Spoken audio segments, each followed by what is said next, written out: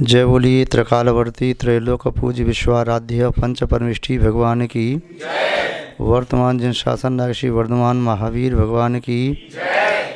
परम पूज्य चारित्र चक्रवर्ती आचार्य श्री शांति सागर जी मुनि महाराज की जय। परम पूज्य सिद्धांत चक्रवर्ती आचार्य गुरुदेव श्री विद्यानंद जी मुनि महाराज की जय। विश्व कल्याणकारक अहिंसा प्रधान श्रीमद विश्व धर्म की जय। सत श्रद्धालु महानुभाव, संसार में जितने भी चराचर जीव विद्यमान हैं, उन सभी जीवों में मनुष्य उत्कृष्ट है। उसके पास मनोबल, वचन बल और काय बल है। मनुष्य ही अपना कल्याण करने में पूर्ण समर्थ है। असंगी जीव अपना कल्याण करने में समर्थ नहीं। संगी जीव चारों गतियों में पाए जाते हैं, किंतु वे चार गति के जीव तिर्यंच, नारकी और देव ये भी अपना पूर्ण कल्याण नहीं कर सकते। देव गति के देव वे धर्म के प्रति श्रद्धावान तो हो सकते हैं, विवेकवान हो सकते हैं, किंतु क्रियावान नहीं हो सकते।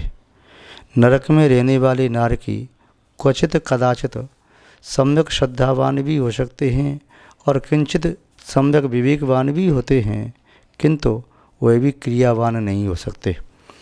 त्रियंचों में जो संगी पंचेंद्रिय त्रियंच हैं, वे भी क्वचित कदाचित सम्यक को प्राप्त कर सकते हैं और कर्म भूमि के त्रियंच देशवृत्ति तक बन सकते हैं, किंतु कर्म भूमि का मनुष्य आज इस पंचम काल की अपेक्षा से न केवल देशवृत्ति बन सकता है, अपितु महाव्रती भी बन सकता है। महाव्रती बनने का आशय है वह सम्यक दर्शन, सम्यक ज्ञान, सम्यक चारित्र तीनों से युक्त हो गया। वह अपना कल्याण कर सकता है। वह प्रमत्त और अप्रमत्त दशा तक इस पंचम काल में रह सकता है। उसके ऊपर जाने की आज क्षमता नहीं है। जितने भी सर्वज्ञ तीर्थंकर प्रभु हुए, उन्होंने आत्म कल्याण का उपदेश संगी जीवों को दिया। उनमें भी प्रमुखता मनुष्यों की रही। देवों ने भक्ति करके पुण्य का अर्जन किया, नारकी आ नहीं सकते। त्रियंच जो आसन भव्य थे, उन्होंने भी धर्म का उपदेश सुन करके अपनी शक्ति अनुसार व्रतों को ग्रहण किए, किंतु तीर्थंकर प्रभु की सभा के मुख्य श्रोता होते हैं वे कर्म भूमिज मनुष्य ही होते हैं। उन 12 सभाओं में भले ही उनकी संख्या कम हो, देव और देवियों की संख्या ज़्यादा हो, किंतु इसके बावजूद भी उत्कृष्ट श्रोता जो होते हैं मनुष्य होते हैं। चाहे वे गणधर परमेष्ठी के रूप में विराजमान होते हैं, चाहे वे चक्रवर्ती आदि राजा महाराजा के रूप में विराजमान होते हैं, या मनुष्यों के रूप में, या इधर आर्यिका व श्राविका के रूप में, क्योंकि उनकी पात्रता है, क्षमता है। वे संयम आदि का विशेष पालन करके कर्मों की निर्जरा करते हुए और क्रमशः आगे बढ़ते संपूर्ण कर्मों को नाश करके मोक्ष को प्राप्त कर सकते हैं कर्मभूमि मनुष्य। अब यहाँ पर भगवान महावीर स्वामी या कोई भी तीर्थंकर ने प्राणियों के कल्याण के लिए धर्म का उपदेश 2 प्रकार से दिया, जिसमें एक धर्म है श्रमण धर्म, दूसरा धर्म है श्रावक धर्म। श्रमण धर्म का पालन करने में वही समर्थ हैं जो यथाजात दिगंबर हैं। यथाजात दिगंबर बन करके जिन्होंने सम्यक दर्शन, सम्यक ज्ञान, सम्यक चारित्र से अपनी आत्मा को सुशोभित किया है और जिनकी आत्मा रत्नत्रय से अनुरंजित है, जो अभेद रत्नत्रय को प्राप्त करके आत्मा में लीन हैं, वह अपना कल्याण करने में माना कि तीव्र गति से मोक्ष मार्ग में चल रहे हैं और विशेष समर्थ हैं। किंतु संस्कारों को ग्रहण करने के लिए जो दूसरा धर्म तीर्थंकर प्रभु ने कहा वह श्रावक धर्म है। श्रावक का धर्म कहो, उपासक का धर्म कहो, सेवक का धर्म कहो, अनुगामी का धर्म कहो, देशवती का धर्म कहो, अणुव्रती का धर्म कहो, लघु धर्म कहो, ये सब करीब करीब एकार्थवाची शब्द हैं। श्रमण धर्म, महाधर्म, महाव्रत, सकल धर्म, उत्कृष्ट धर्म ये मुनिराजों के हैं। उनके धर्म का प्ररूपण करने वाले वर्तमान काल में अनेक शास्त्र हैं। जैसे मूलाचार, मूलाचार प्रदीप, अनगार धर्मामृत, मूलाराधना, प्रवचनसार, नियमसार, समयसार। इसके साथ साथ आचार सार आदि ग्रंथ, समणा यारो आदि ग्रंथ, अनेक ग्रंथ हैं।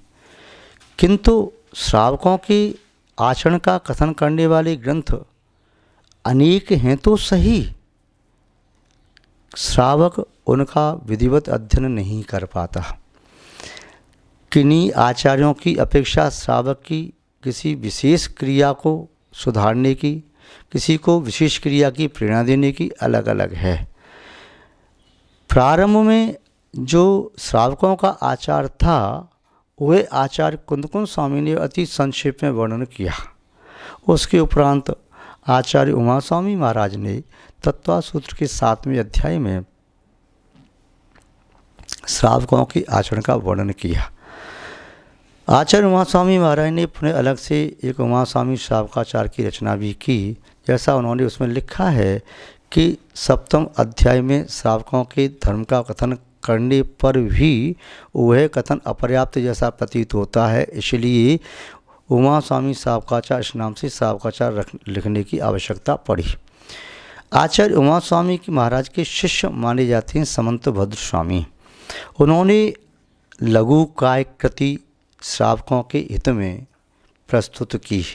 यद्यपि आचार्य समंतभद्र स्वामी के द्वारा विरचित अनेक सत साहित्य है, सुत संवर्धन करने वाले अनेक ग्रंथ हैं। आचार्य समंतभद्र स्वामी की प्रज्ञा एक असाधारण थी। वे नैयायिक, वाग्मी, महर्षि थे। वे अदम्य साहसी, जित इंद्रिय एवं महान तपस्वी थे। उनकी वाणी निस्संदेह प्रभावक थी। वे सिद्धांत, आगम, न्याय, व्याकरण, तर्क आदि के उच्च कोटि के विद्वान थे। बचपन से वे क्षत्रिय कुलोत्पन्न एक राजकुमार थे। उरगपुर जिले में उन्होंने जन्म लिया। बचपन का उनका नाम शांति वर्मा था और वे बाल्यावस्था से ही संन्यास के मार्ग को स्वीकार करके जीवन में अनेक प्रतिकूलताओं का समता से सामना करते हुए वे आगे बढ़े। उन्होंने अपनी आत्मा का कल्याण करते हुए जिन शासन की प्रभावना की, उनके प्रमुख ग्रंथ हैं बृहद स्वयंभू स्तोत्र, युक्त्यानुशासन, आप्त मीमांसा, रत्नकंडक श्रावकाचार, स्तुति विद्या और इसके साथ साथ शब्दानुशासन, प्राकृतिक व्याकरण। ये ग्रंथ अवश्य ही पठनीय हैं। श्रावकाचार के संबंध में इनका लघुकाय ग्रंथ रत्नकंडक श्रावकाचार आज भी उतना ही प्रासंगिक है जितना प्रासंगिक आज से लगभग 1900 वर्ष पूर्व था। स्वाध्याय करने वाले श्रावक व श्राविका जब स्वाध्याय करते हैं उतने समय के लिए चित्त स्थिर होता है, अशुभ से उसका मन हट जाता है। चाहे भले ही माला फेरते समय चित्त उतना निर्मल, विशुद्ध या एकाग्र न हो पाए, किंतु स्वाध्याय करते समय अवश्य ही चित्त एकाग्र होता है। इसके साथ साथ स्वाध्याय करते समय नूतन आत्मा के संबंध में, धर्म के संबंध में कुछ जानकारियाँ प्राप्त होती हैं, तब वह भावशुद्ध ज्ञान आत्मा को आनंद की अनुभूति कराने वाला होता है। जैसे कक्ष में एक दीपक जल रहा हो तो उसके प्रकाश से आनंद आता है, 2 दीपक जलें, 3 जलें, 4 जलें तो फिर नेत्रों को सुख उत्पन्न होता है और प्रकाश को देख करके आनंद की अनुभूति होती है। उसी प्रकार जैसे जैसे भावशुद्ध ज्ञान की वृद्धि होती चली जाती है द्रव्य शुद्ध ज्ञान के माध्यम से, वैसे वैसे श्रावकों को आनंद की अनुभूति होती है। इसलिए शब्द ज्ञान को भी सुख का कारण कहा। विद्वतवर दौलतराम जी ने तो यहाँ तक लिख दिया, ज्ञान समानन आन जगत में सुख का कारण, यह परमामृत जन्म जरा मृत रोग निवारण। ज्ञान के समान सुख का कारण दूसरा और कोई नहीं है। ज्ञान एक और जहाँ सम्यक को सुदृढ़ करता है, उधर दूसरी ओर वही सम्यक ज्ञान चारित्र को निर्मल भी बनाता है। स्वस्मयी अध्याय अध्ययनम स्वाध्याय। अथवा स्वस्य हिताय अध्ययनम स्वाध्याय, स्वयं के लिए अध्ययन करना वह स्वाध्याय है, या स्व का हित करने के लिए शास्त्रों का आर्ष परंपरा के पोषक शास्त्रों का अध्ययन करना, पठन पाठन प्रक्षणा या उसे रटना या चिंतन करना या उपदेश भी देना, ये सभी 5 प्रकार का स्वाध्याय आत्महित में समर्थ होता है। आज हम थोड़ा श्रावकों के आचार संबंधी ग्रंथ, उसी लघु का ग्रंथ रत्न कंडक श्रावकाचार पर थोड़ा सा प्रकाश डालते हैं। उनकी एक एक कारिका को यहाँ पर देखते हैं। सर्वप्रथम उन्होंने मंगलाचरण करके ग्रंथ का उन्होंने संकल्प लिया, किस प्रकार ग्रंथ प्रारंभ करना चाहते हैं। तो ये सर्वप्रथम मंगलाचरण है, जिसमें वे अपने इष्ट देवता को नमस्कार कर रहे हैं, क्योंकि कोई भी ऐसा प्रज्ञ पुरुष, श्रद्धावान पुरुष नहीं होता जो इष्ट देवता को नमस्कार किए बिना कार्य का प्रारंभ करे। 700 पुण्य वाप्तिश्य मंगलाचरण करने से 700 पुण्य की प्राप्ति भी होती है, क्योंकि मंगलाचरण में इष्ट देवता को नमस्कार किया जाता है और नमस्कार करने से परिणाम निर्मल होते हैं। नमस्कार करने से काय की शुभ चेष्टा होती है। नमस्कार करने से वचन भी नम्रीभूत विनय से युक्त होते हैं और नमस्कार करने से चित्त पवित्र होता है।